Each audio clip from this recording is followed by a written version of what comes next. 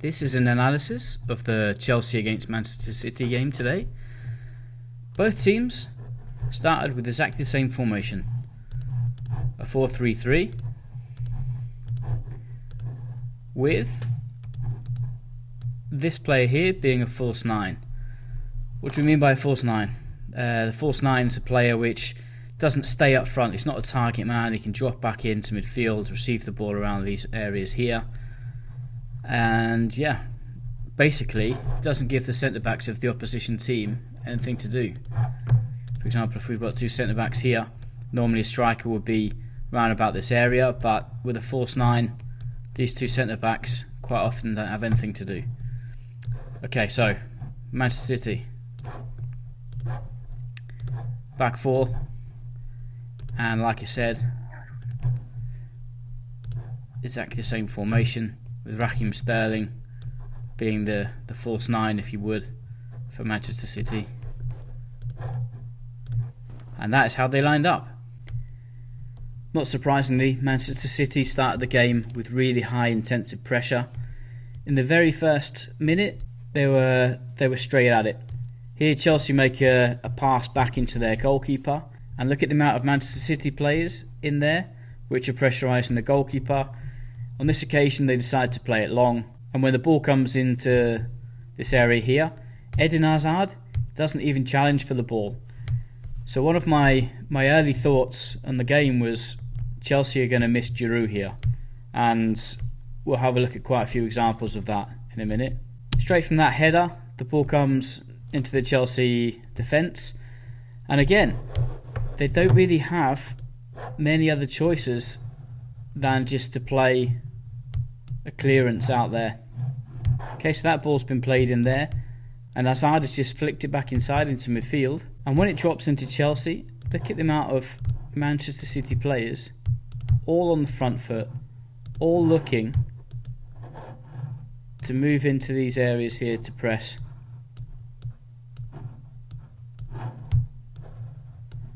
All these players trying to press Chelsea to win the ball back high up the pitch, leaving the Chelsea player with very little other choice than to play the ball back into their goalkeeper again. And when it comes into the Chelsea goalkeeper, they decide to play short, but as you can see in a minute, this was a recurring theme during the game, that they had to play short passes on the floor because they didn't have a big target man in Giroud. So a bounce pass was made there into Jorginho, and from there they play it out into feet. They play it into the midfield, and this is the moment they have problems, because they've tried to chip that ball in to Hazard, who isn't a target man. He's not a big guy, and he's completely outnumbered. Okay, on this occasion there are two Chelsea players trying to back him up, but it's not very often that he's going to win that header, and Willian looks disinterested, so he's not helping at all. So we've got 1, 2, 3, 4, 5, 6, 7, 8 Man City players in that area against the 3 Chelsea ones. So obviously you can do the maths. We've got numerical inferiority here, and yeah, they lose the ball. Okay, so just so that we can understand a little bit better the way that Manchester City were pressing, I put in the two teams from Chelsea having the ball here with their goalkeeper, the two centre backs around about here, the full backs open, Jorginho, Kovacic and Kante, then Willian, Hazard and Pedro up here. So when the ball was here, how did Manchester City press? Firstly, Sterling gets in front of the midfielder here to prevent the ball coming into him. These wide players position themselves in between these 3 players here, so that they can then either press that way, go back this way, or come back this way. So they've got different options. Depending on which side the goalkeeper will play the ball. The Chelsea fullback will either come here, or in this case, come here. So if we assume, let's delete this, let's assume that the ball comes onto the left side of the pitch. The Manchester City fullback on that side will step up. He will press into here. He will press into here. Everyone shifts across. This player gives balance in here, in this zone, middle zone, which I'm going to highlight. This player will shift across as well, making sure to cover him, and they basically leave the opposite side of the pitch free and press with 5 players in this area. So we've got 1, 2, 3, 4, 5 in this area, and the others will be in more defensive positions. So hopefully from the following images you can see some of these actions taking place. Okay, so an example of the pressing. Here we can see the 3 forwards from Manchester City and the 2, let's call them attacking midfielders from Manchester City. So as soon as that ball is passed in from the Chelsea goalkeeper, these players start moving into press. The ball is given in from Alonso into Hazard, and he could move down the line, but like so many times, Chelsea just end up playing the ball back, and then that ball is then played back into the Chelsea keeper, and the goalkeeper makes this pass out into Azpilicueta. From here, Chelsea are going to play a pass into Jorginho. He's checking to make sure that no one's close to him, and then he's going to play a pass through into midfield here. Okay, so when this pass is played through into Hazard, just check it how many Man City players are around Hazard. So let's just use that area here. Hazard in this moment is 1 against 5. Okay, you could say he's got support here, but in general he's outnumbered, and again Chelsea fail to maintain the ball in the attack. Here we can see Manchester City defending in the middle of the pitch, and Rudiger and Jorginho has made a ball back into Rudiger, who is now in the process of making a pass into Luis. Logic would tell us that he's going to now make a pass out here into Azpilicueta. Okay, so that's not what Luis does. He makes a pass here into Rudiger, who's then not going to play a pass into the fullback, but into Pedro here on the right mid. And that will allow all these Man City players to get close, to move into here and pressurise the ball. And that's exactly what happens. So the moment that Pedro controls the ball, he's now got 1, 2, 3 players around him. 4, 5, 6 just in that channel alone on the right hand side of the pitch. So it would have been much better if he'd have switched the ball onto the opposite side of the pitch, because ultimately it led to an error and it led to them losing possession. Throughout the game, and especially in the first half, Manchester City's pressing was relentless. Here Chelsea are trying to play out from the back, and just look at the City players which are aiming to prevent that from happening. 4 players pressurising the Chelsea players, and it's quite difficult because of the intensity of the press. So here Sané is looking after Rudiger, Mahrez is keeping an eye on Jorginho. Here we've got Kante being marked, also Kovacic and Azpilicueta over here. Also we've got Marcus Alonso down in this corner. So Chelsea decided that they were going to play the ball out via Luis, and as the ball's coming into Azpilicueta, Sterling has already come out to press Luis. Now we've got the City players coming in and starting to close in on their positions. So when this pass is made into here, the Chelsea players have got no time on the ball. Already there's a player closing in here. There's a player closing in here, so he's going to have no time on the ball. It's difficult for him now to make that pass back because Sterling is hovering around here. And it's also tough to make this pass back into Kepa because we've got Mahrez hanging around here. So Chelsea are being pinned in, and it's really difficult for them to play out and play short passes. For me, what they needed was the long ball into Giroud, because as we'll see a little bit later, Hazard failed to hold the ball up in the first half. So they made the pass back into Kovacic, and now Chelsea are in real trouble because City have closed in, and in a small area there's not many passing options and there's a lot of players.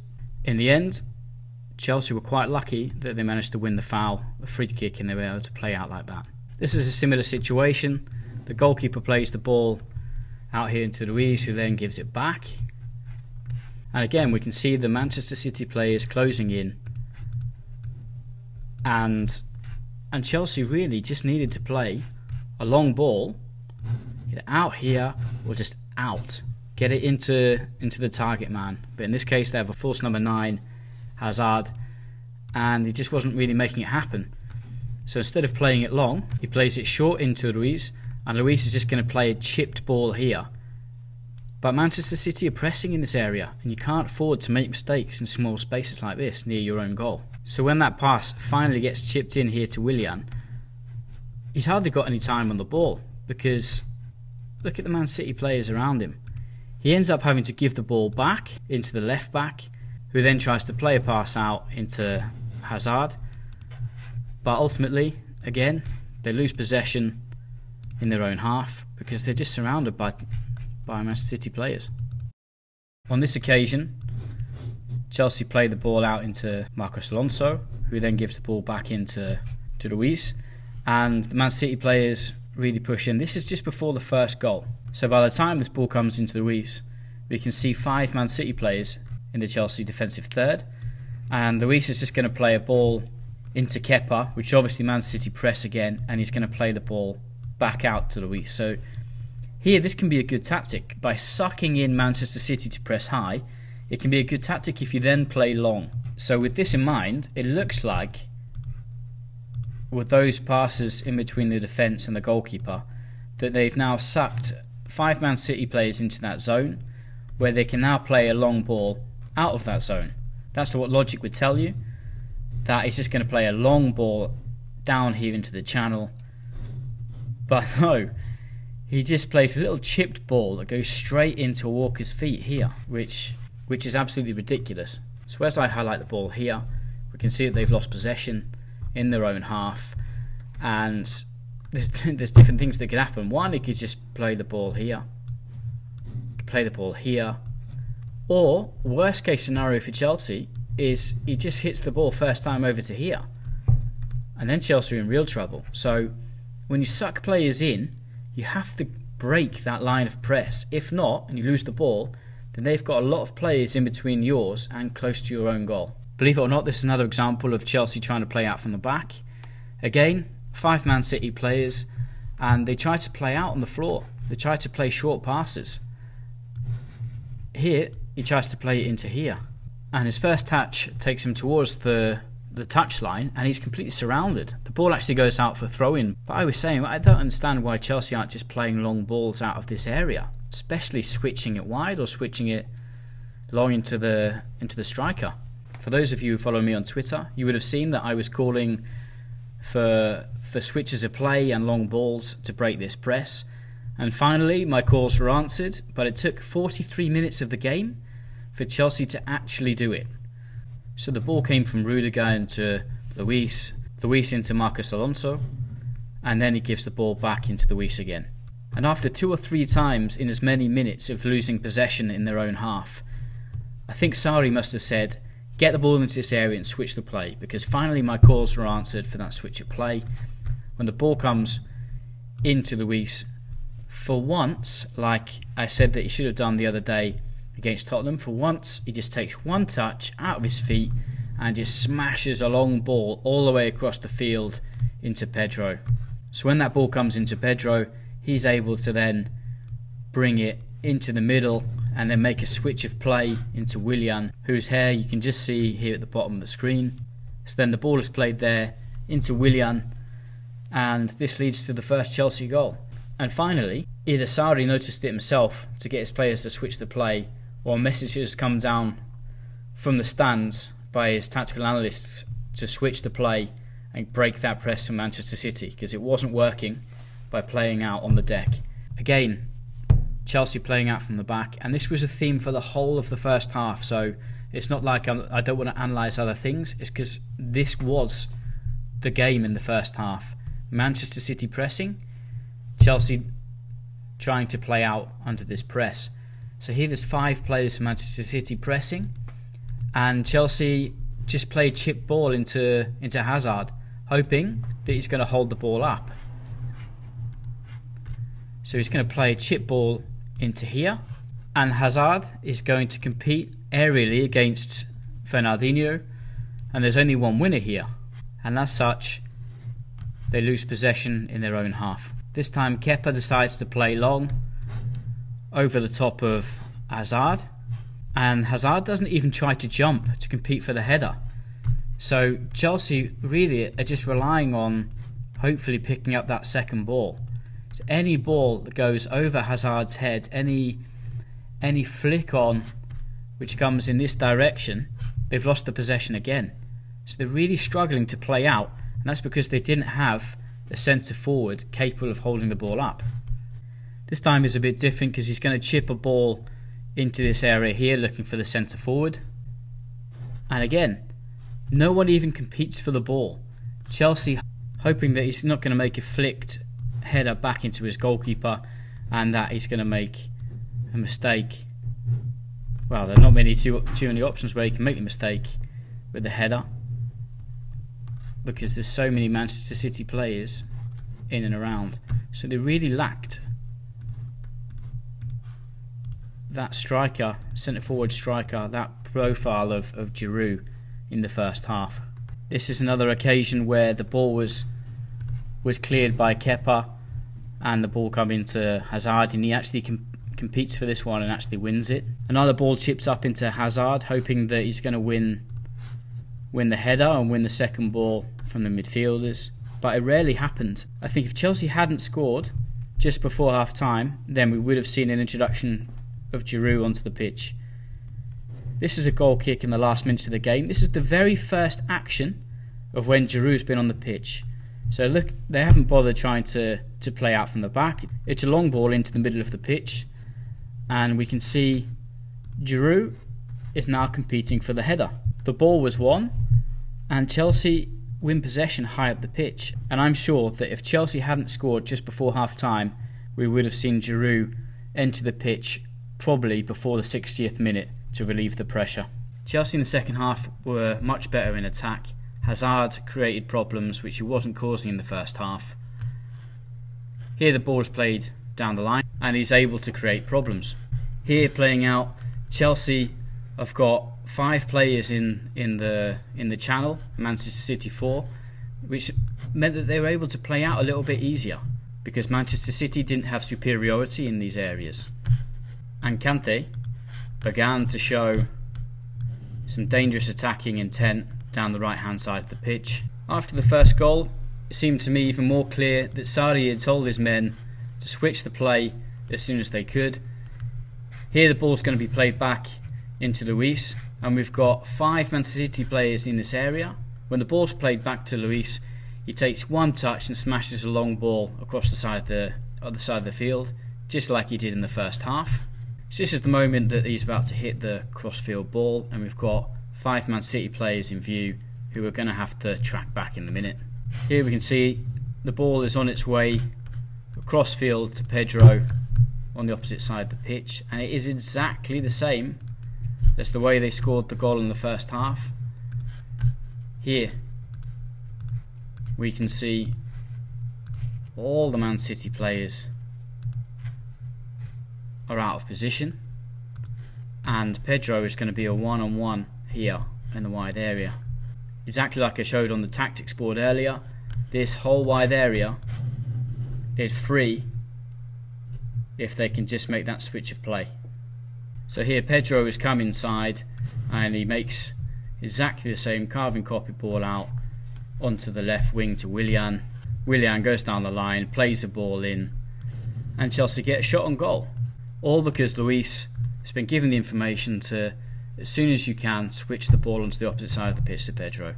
Okay, this is an example of Manchester City playing out from the back in Chelsea's pressing. Similar to Manchester City, as we've already seen, the system is similar. Here are the three forwards, and here are the three midfielders. When this ball comes from one centre-back to the other, Kante is the man to press.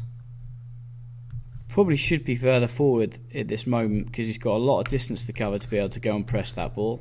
Okay, so we can see Kante is on the move because the ball is making its way to the other centre-back. Okay, so we can see Kante now is in that advanced role, and City are going to have to play the ball around to their fullback, and then they're going to play it long.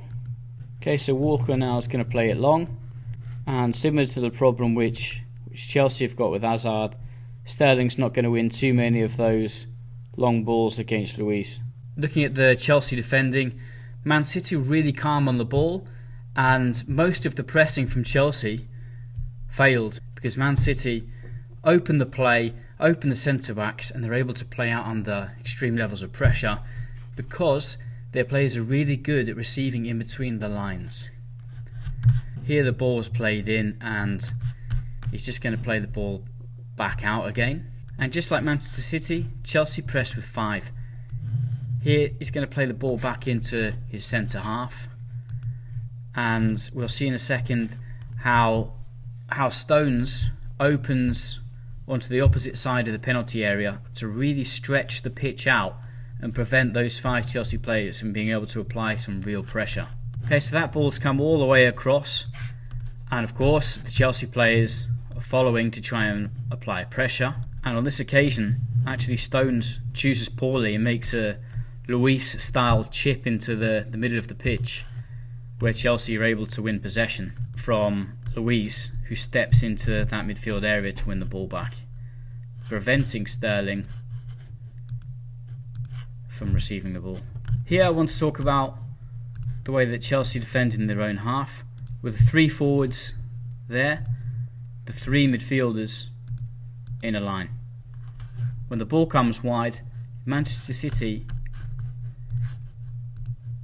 quite frequently use one of their midfielders who comes out into this wide area to try and create an overload in wide areas. Because of this, Marcos Alonso needs to come out to the ball. Already we have Kovacic on this side of the pitch who's come across, and now Mahrez is making this run into here, which drags Luis with him. With this happening, it creates space where Luis is, which Manchester City players can then move into. However, every time that Luis moved out of that area, Jorginho moved in to cover the space and fill in as an extra centre-back. So here we can see Luis is out of position, and we can see that Jorginho is covering him in the middle of the pitch. And this happened frequently all throughout the match. This is just another example of Chelsea defending with Jorginho moving in to cover the centre-backs when they move out of position. Here the ball is spread wide, and we can see Luis is being dragged out, and we can see also the gap between the 2 defenders being increased, and we can also see Jorginho is starting to make his way back in to cover Luis when he comes out. If Luis doesn't come out, this ball down the line enables Man City to break them. So Luis has to come out. This gap is going to increase, and that's why it's imperative that Jorginho fills in that gap. And here we can clearly see Jorginho just sitting there nicely in front of Raheem Sterling and giving Rudiger some cover in that central area when Luis has moved out. Finally, I want to talk about a tactical change from Guardiola. He moved Sterling into the wide area on the left to try and face up to Azpilicueta one-on-one, and it worked on numerous occasions. Sterling receives the ball and he drives inside and wins a free kick in a dangerous area, enabling Manchester City to put the ball into the box. Again, the ball was played out wide here into Sterling, one-on-one just on the edge of the box, and this is where he's so dangerous. He can drive into there and put a cross in. As we all know, Sterling's done on numerous occasions this season, is drive inside onto his right foot and hit a shot on there. So dangerous in these areas on the left hand side of the pitch. It was a good tactical change from Guardiola, which didn't quite work out. Here they take a throw in, Sterling one-on-one, he just drives down the line and plays in a cross, which Man City are unlucky not to get a shot on goal. Last example of Sterling being dangerous, 86th minute, the ball comes into him on the wing, he drives inside and puts the ball across the penalty area again. That if the ball hadn't been as high, waist height, and had either been at head height or on the floor, surely this would have been pulling a goal back in the last minutes of the game. So it was a good tactical move from Guardiola, putting Sterling onto the left wing. Unfortunately for them, didn't quite work out and Chelsea hung on for the victory.